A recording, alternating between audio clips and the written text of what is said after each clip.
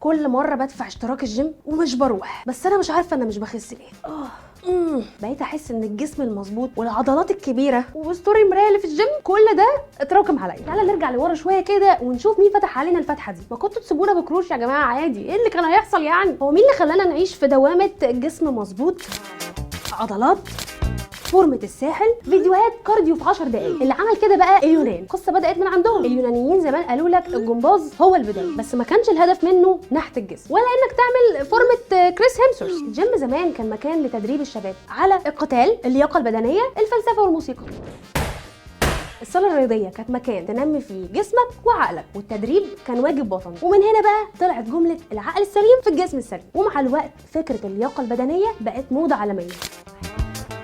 طيب والرومان قال لك احنا نكمل المشوار، طوروا الفكره وركزوا على بناء الجسم من اجل الحروب، وبقى الجيم مكان تجمع للرياضه والتعليم. هوب بننط على القرن ال19 وعصر النهضه، وكان نهضه فعلا لان الجيم ساعتها خد وضعه جدا. مع سقوط الامبراطوريات القديمه قلت اهميه التدريب البدني، فانهار الجيم في العصور الوسطى لانه ما جاش على هواهم ووقف. نسكت؟ لا طبعا، ارجع يا عم الجيم، الكروش باظت. يرجع الجيم تاني لوضعه. المدرب فريدريك لودفيك في المانيا اسس اول نادي رياضي منظم، وده كان سنه 1811، وبدات تعليم الرياضه في المدارس. وظهرت حركه ساعتها اسمها تيرنفراين، ودي كانت نقطه تحول حقيقيه. هدفها ما كانش بس لياقه بدنيه، لكن كمان تقويه الروح الوطنيه، عضلات زائد وطنيه، باكج محترم.